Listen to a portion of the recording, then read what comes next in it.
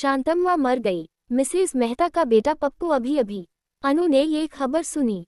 शांतम्मा से अनु का ना तो कोई भावनात्मक रिश्ता था, ना ही वो अनु की कोई संबंधी थी। बस अनु की दिनचर्या से शांतम्मा अदृश्य रूप से जुड़ी हुई थी। अनु की सोच में असमय आकर शांतम्मा अनु को अपने बारे में सोचने को मजबूर कर दिया करती थी। इसलिए शांतम्मा की मौत से अनु को धक्का तो नहीं लगा था, पर दिल में एक हलचल सी मच गई। जब अनु इस नए मकान में रहने आई थी, तब सबसे पहले मकान की घंटी बजाने वाली शांतम्मा ही थी। आपको कामवाली चाहिए मेम साहब? शांतम्मा ने पूछा था। जवाब देने से पहले अनु ने उसे सिर से पांव तक निहारा। मोटा तगड़ा, काला शरीर, चिपे नाक और घुंघराले बालों की लटों से मान से कान तक दोनों ओर बालों के गोलाकार गुच्छे और बड़ी सी टिकली वाली बिंदिया से सजा चेहरा। अनु सोच रही थी अपने घुंघराली लटों को गोलाकार गुच्छों में संवारने में शांतम्मा को कितना समय लगता होगा। मेम साहब, शांतम्मा ने अनु को इस तरह अपनी ओर देखते पाकर मुस्कुराकर टोका था। हाँ, कामवाली तो चाहिए, पर तुम्हें कल बताऊंगी। अनायास ही अनु बोल गई। अच्छा मेम साहब, मेरा नाम शांतम्मा है। कॉलोनी की सभी मेम साहब मुझे जानती हैं। आप चाहे तो किसी से भी मेरे बारे में पूछ सकती हैं। कहते हुए शांतम्मा लौट गई थी। अनु नई थी, इसलिए उसी रोज कॉलोनी की कई महिलाएं अनु से मिलने आई थीं, पर किसी ने भी शांतम्मा को काम पर रखने का मशवरा नहीं दिया था। शांतम्मा को कॉलोनी की सभी गृहिणियों पर विश्वास था, इसलिए उसने अनु को सलाह दी थी कि वो कॉलोनी की महिलाओं से पूछ ले। लेकिन कॉलोनी की महिलाओं ने शांतम्मा के विश्वास को गलत ठहरा दिया था। इस बात से पसीज गई थी अनु, पर अगले ही क्षण मिसेस मेहता ने आत्मीयता से अनु के कानों में बताया, मिसेस चटर्जी तो अपने पति को छोड़कर मायके चली गई थी, इस शांतम्मा की वजह से। अच्छा, पर क्यों? अनु अगले ही क्षण शांतम्मा के प्रति कुछ कठोर सी हो गई थी। अरे, एक बरसती रात मिस्टर चटर्जी उसे अपने स्कूटर पर घर छोड़ आए थे। बस इसी बात पर उस रात दोनों में जमकर झगड़ा हुआ और श्रीमती चटर्जी ने मायके का रुख किया। मगर क्यों? अनु को आश्चर्य हुआ था। इतना भी नहीं समझती, खोजती हुई मिसेस मेहता ने कहा था। वो चरित्रहीन है, पुरुषों पर डोरे डालने का प्रयास करती है। पर क्या शांतम्मा का पति नहीं है? अरे है, क्यों नहीं, हट्टा कट्टा पति है। कल मुन्ही का रिक्शा चलाता है, पर इसे मतुष्ट नहीं कर पाता होगा, तभी तो मुंह मारती फिरती है। मिसेस मेहता ने गंदा सा मुंह बनाते हुए स्पष्ट किया। इतने सारे लोगों की एक सी प्रतिक्रिया थी शांतम्मा के बारे में कि अनु के लिए उसे काम पर रख पाना संभव नहीं हुआ। अगले रोज शांतम्मा पूछने भी आई थी, मेम साहब क्या सोचा? फिलहाल तो मुझे जरूरत ही नहीं है, जब होगी तो बताऊंगी। कहते हुए अनु ने फटाक से किवाड़ बंद कर दिया। अनु को डर था कहीं शांतम्मा पीछे ही न पड़ जाए। ऐसी औरतों से बात तक करने में अनु डरती थी। कुछ दिनों के बाद शांतम्मा फिर आई थी। गिड़गिड़ाती हुई बोली थी, मेम साहब, मेरे बेटे को कैंसर है। बड़े डॉक्टर साहब कहते हैं अगर जल्दी ऑपरेशन हो गया तो बच्चा बच जाएगा। मुंबई ले जाना है इलाज के लिए। अभी सिर्फ एक ही घर में काम है, कैसे जमा कर पाऊंगी उसके इलाज के लिए पैसा? अगर आप भी काम दे दे तो? तुम्हारा पति भी तो कमाता है। मेम साहब, कमाता है, उसी की कमाई से तो घर चलता है, पर इतना ज्यादा नहीं कमाता कि बच्चे के लिए कुछ बचा सके, तभी तो मैं भी काम करती हूँ। कहते कहते शांतम्मा की आंखें भर आई। अनु फिर पसीज गई थी, पर शांतम्मा पर विश्वास करने में वो हिचक रही थी। ऐसी औरतें अपना काम निकालने के लिए कुछ भी कर सकती हैं, इसलिए अनु को बड़ी सफाई से शांतम्मा को रखने से इनकार करना पड़ा।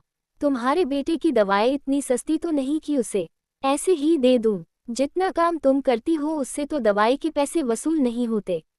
रात का खाना बनाने आ जाया करो, तभी दवाई के पैसे वसूल होंगे। काम करने के लिए अनु ने एक नौकरानी रख ली थी, पर वो महसूस करती रहती कि वो कहीं न कहीं शांतम्मा के साथ अन्याय कर रही है। अपनी कॉलोनी की महिलाओं के सामने वो शांतम्मा के प्रति अपनी भावना या दुविधा को कह तो नहीं पाती थी, पर जब कभी शांतम्मा कहीं दिखाई दे जाती, अनु की आंखें झुक जाया करती। वो मन ही मन शांतम्मा के प्रति अपने को गुनहगार मानने लगी थी। अनु के घर की खिड़की से वह घर स्पष्ट दिखाई देता था जहां शांतम्मा काम करती थी। उस घर में कोई महिला नहीं थी, बस विधुर होम्योपैथिक डॉक्टर और उनका इकलौता बेटा था। इसके अलावा 2 कुत्ते। वो तब तक काम करती रहती जब तक डॉक्टर डिस्पेंसरी न चले जाते। अनु न चाहकर भी कई बार पर्दा खिसकाकर डॉक्टर के घर झांकती रहती। पता नहीं शांतम्मा के क्रियाकलापों में उसे क्या दिलचस्पी थी कि वो अपने आप को रोक नहीं पाती थी। अनु हर रोज ये प्रयास करती कि शांतम्मा की एक झलक उस दिख जाए। शांतम्मा कभी डॉक्टर साहब के बगीचे में पानी डालते हुए, कभी कुत्तों को नहलाते हुए, तो कभी डॉक्टर के बेटे का हाथ पकड़कर उसे बस स्टॉप की ओर ले जाते नजर आती। अनु ने महसूस किया था कि डॉक्टर साहब की नज़र हर वक्त शांतम्मा के उन पुष्ट टांगों पर टिकी रहती थी, जो साड़ी को ऊपर खींचकर खोंसने से स्पष्ट दिखाई पड़ता था। अनु को कई बार लगता था कि शांतम्मा का डॉक्टर साहब के साथ कोई ऐसा रिश्ता है जिसे संदेहास्पद कहा जा सके। एक दिन डॉक्टर साहब और शांतम्मा को ऊंची आवाज में बात करते सुनकर अनु दौड़ती हुई खिड़की पर आई थी। देखा, डॉक्टर साहब पेड़ पौधों को सींच रहे थे और शांतम्मा सीढ़ियों पर बैठी सुबक रही थी।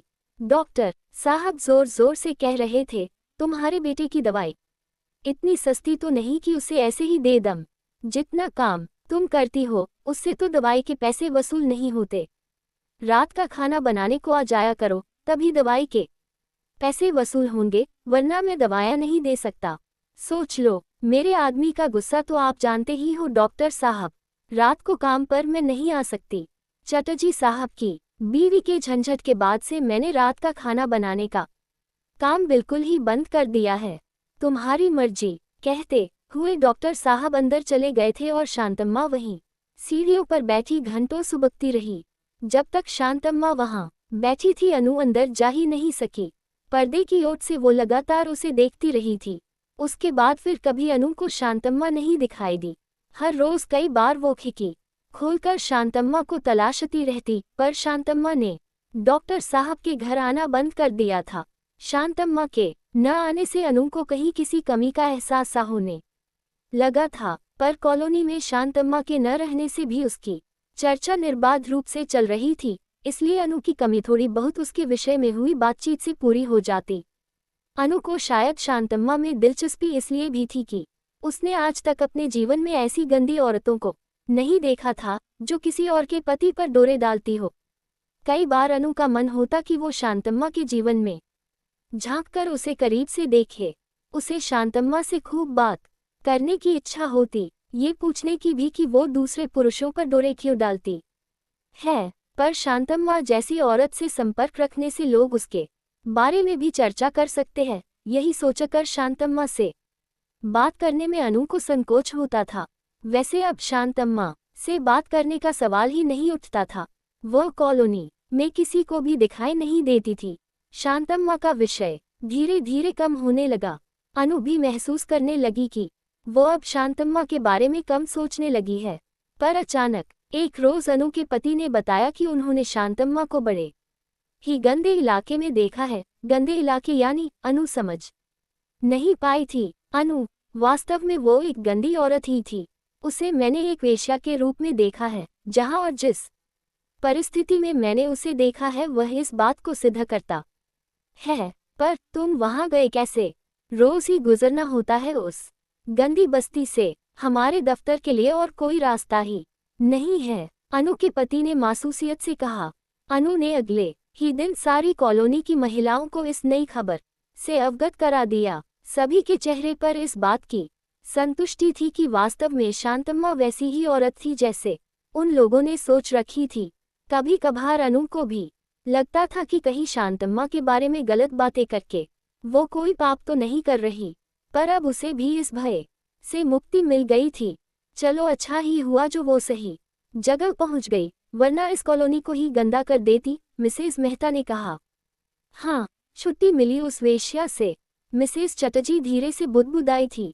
शांतम्मा का चरित्र सत्यापन होने के बाद कुछ दिनों तक तो उसका विषय जोर शोर से इनके बातचीत का विषय बना रहा, पर धीरे धीरे कम हो गया। पर आज अचानक शांतम्मा के न रहने की खबर ने अनु को विचलित सा कर दिया। अप्रत्यक्ष रूप से अनु के जीवन में शामिल रही शांतम्मा के न रहने से उसे एक खालीपन का एहसास होने लगा।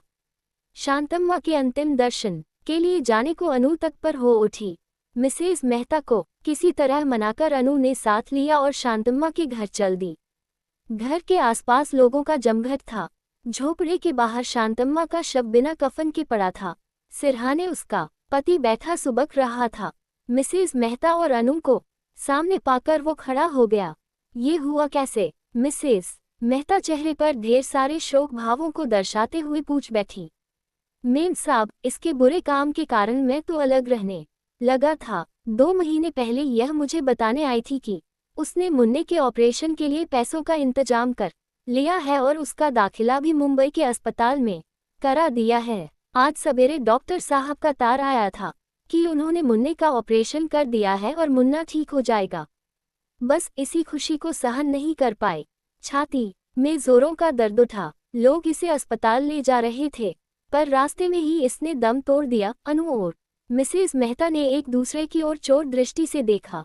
अनु को लग रहा था कि वो दोषी है शांतम्मा की मौत के लिए। उसे काम न देकर, उस पर अविश्वास करके, उसे गंदी औरत मानकर उसे गंदी औरत बनाने में भी उनका ही हाथ रहा था। वरना शांतम्मा तो एक माँ थी, एक कैंसर रोगी बेटे की ममता में, किंतु मजबूर माँ। चले। मिसेज मेहता का हाथ कसकर थामते हुए अनु ने धीरे से कहा। मुड़ते हुए उसने एक बार फिर शांतम्मा की ओर देखा। उसके हाथों में अब भी वो टेलीग्राम दबा हुआ था जो अनु को मुंह चिढ़ा रहा था।